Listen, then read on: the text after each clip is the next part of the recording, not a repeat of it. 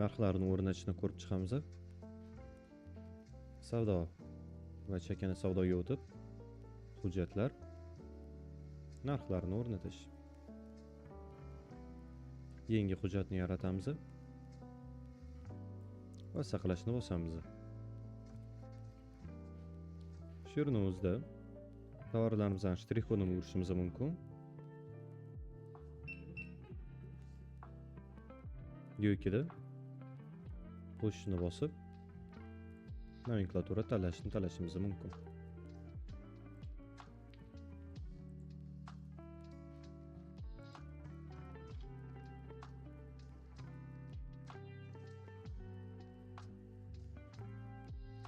Bu yerda faqatgina yangi narxni to'ldiramiz.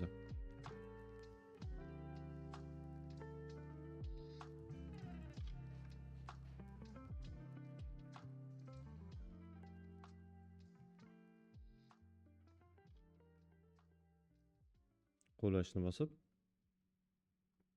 tasdiqlaymiz. Va yangi narxlar bizda o'rnatilgan bo'ladi.